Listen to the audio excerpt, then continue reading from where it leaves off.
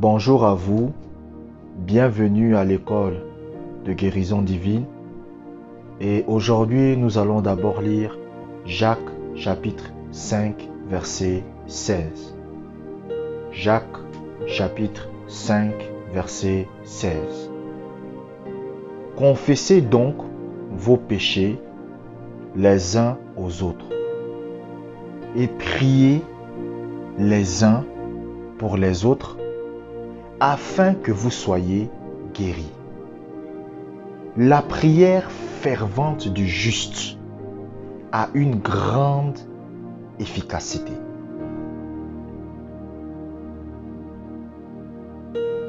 Regardez ce que la Bible dit. La Bible dit, la prière fervente du juste a une grande efficacité. Il n'a pas dit la prière persévérante du juste. Les gens confondent la ferveur et la persévérance. Une prière fervente, c'est une prière remplie de puissance. Une prière remplie de puissance, c'est une prière qui est faite avec foi.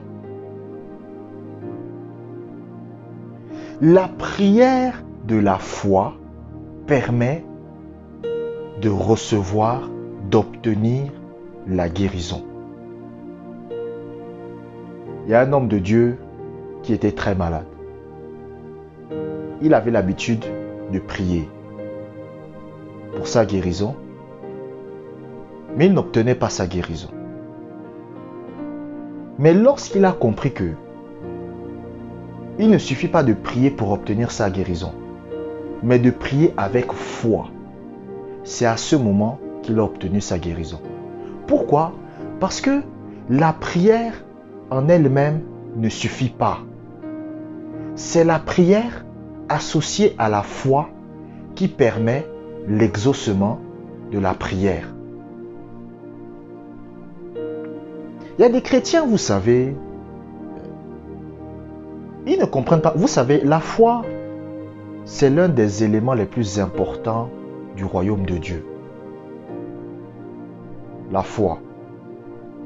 Parce que, avec la foi, vous pouvez quasiment tout faire.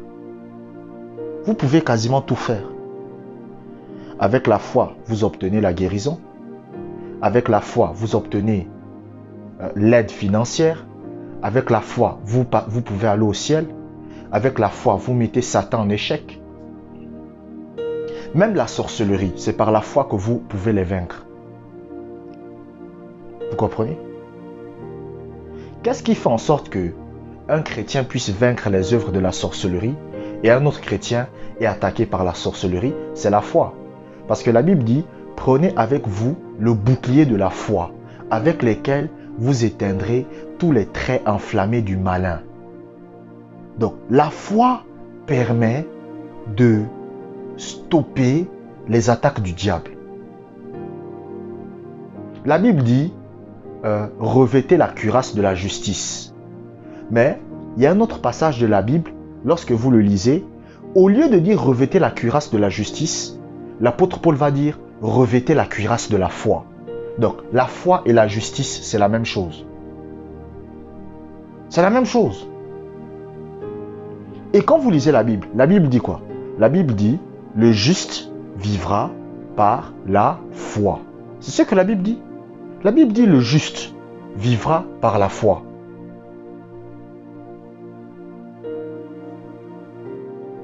Donc, la prière n'est pas exaucée. Écoutez, les gens n'aiment pas que je dise ça, mais c'est la vérité. La prière n'est pas exaucée sur la base des pleurs. Il ne suffit pas de pleurer pour être guéri. C'est pas ça le plus important. Que vous priez ou que vous ne priez pas, c'est pas ça le plus important. Le plus important, c'est que vous priez avec foi. Parce que c'est la prière de la foi qui permet l'exaucement de la prière pour la guérison. Je n'ai jamais dit que prier pour sa guérison est mauvais. Non. Je n'ai jamais dit que prier pour la guérison de quelqu'un, c'est mauvais. Je n'ai jamais dit ça. Si quelqu'un vient vous voir et que vous l'imposez les mains et que vous priez pour sa guérison, je n'ai jamais dit que c'était mauvais de le faire. J'ai dit que c'était mauvais de prier encore et encore et encore tous les jours pour être guéri. J'ai dit là c'est mauvais. Ce que vous devez faire c'est quoi? Lorsque vous priez pour la guérison, ensuite vous devez remercier Dieu.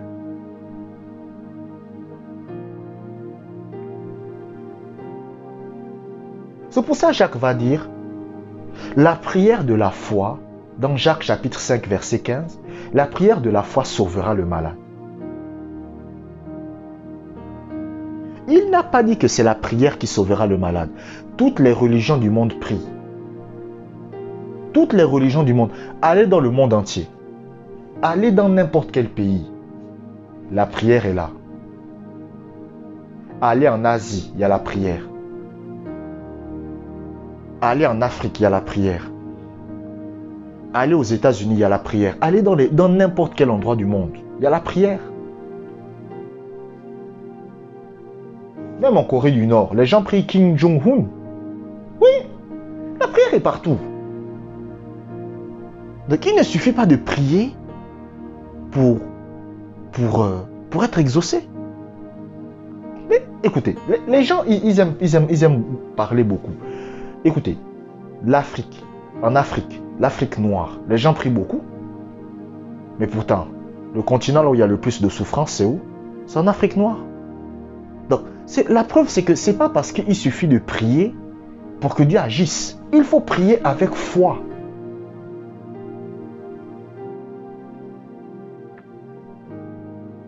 Et c'est la même chose dans le domaine de la guérison. Si un membre de votre famille est malade, vous venez prier pour lui. Vous comprenez? Vous venez prier pour les membres de votre famille, pour quelqu'un de votre famille. Lorsque vous priez, ce n'est pas le fait de prier qui va le guérir, mais c'est prier avec la foi qui va le guérir.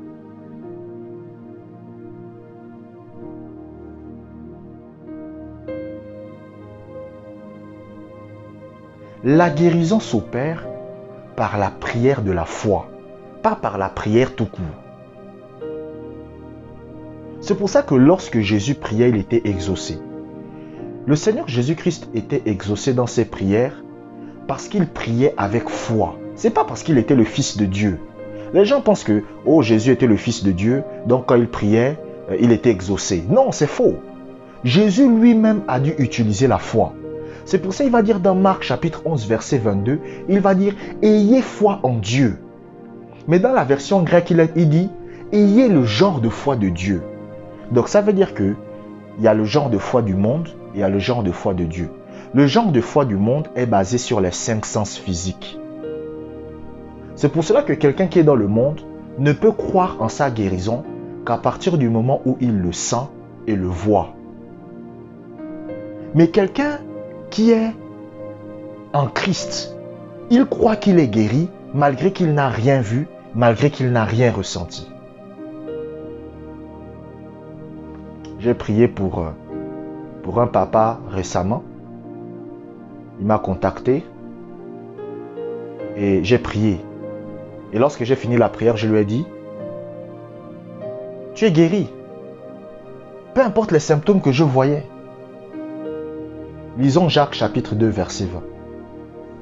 Jacques chapitre 2 verset 20. Veux-tu savoir, ô homme vain, que la foi sans les œuvres est inutile? Regardez, c'est Jacques qui nous parle. Je vous ai dit que s'il y a un des passages bibliques qui vous aidera à bien comprendre la foi, c'est le livre de Jacques chapitre 2. À partir du verset 15, voilà.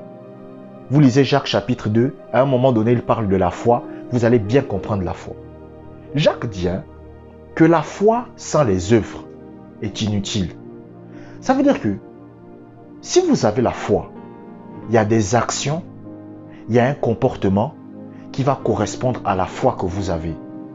Si vous croyez que vous êtes guéri, il y a un comportement, il y a des actions, il y a une attitude que vous aurez.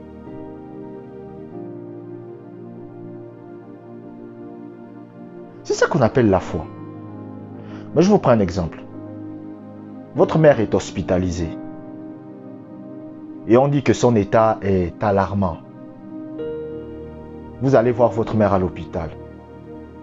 Vous l'imposez les mains. Vous priez, Seigneur, accorde la guérison de son corps. Quand vous avez fini de prier pour la guérison de son corps, vous arrivez à la maison, vous vous allongez. Vous voulez dormir, vous n'arrivez pas. Ensuite, vous vous levez à 3 heures du matin. Vous commencez à pleurer. Qu'est-ce que cela démontre? Non, mais moi, je vous pose cette question. Vous-même. La Bible dit examinez vous-même pour savoir si vous êtes dans la foi. Ça veut dire que vous-même, c'est ce que la Bible dit. La Bible dit examinez-vous vous-même pour savoir si vous êtes dans la foi.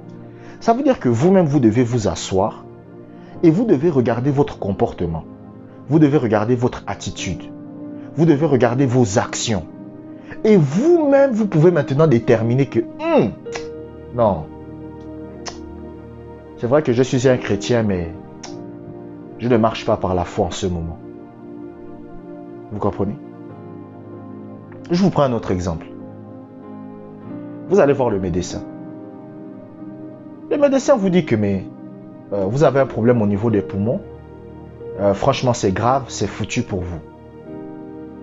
Vous arrivez à la maison. Vous dites au nom de Jésus, moi je crois à la guérison.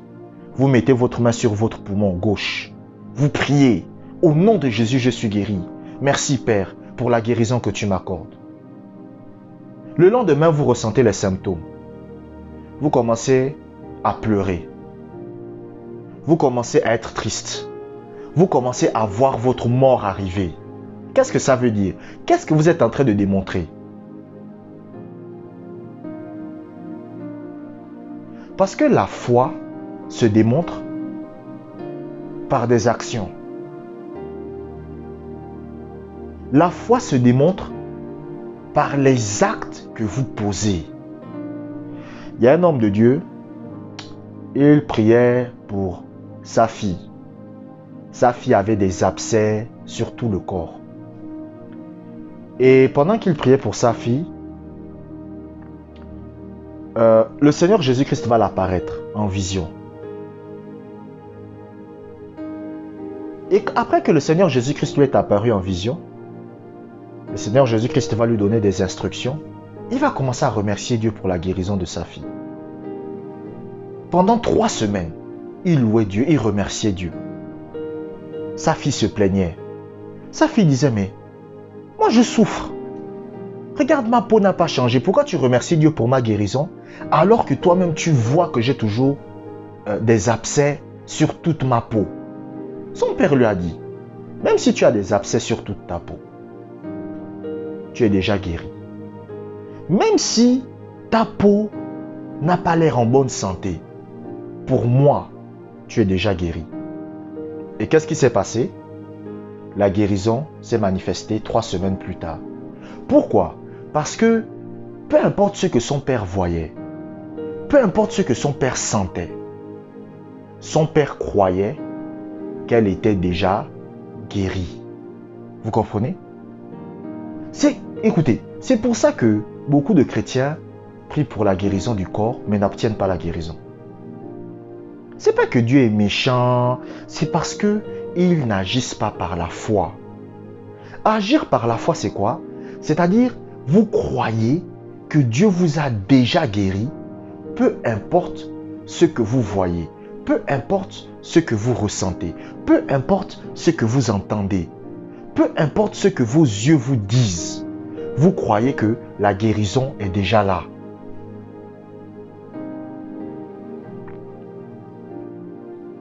C'est pour ça que parmi vous, il y a des gens, vous faites des rêves, là où vous voyez comment on vous dit vous êtes guéri. C'est parce que ces rêves-là, ce sont des rêves que Dieu permet pour que vous-même vous puissiez voir. En fait, c'est le Seigneur qui veut vous faire comprendre que peu importe les symptômes que vous ressentez maintenant, vous êtes déjà guéri. Amen. Abonnez-vous pour des prochaines vidéos. Que la grâce du Seigneur soit avec vous.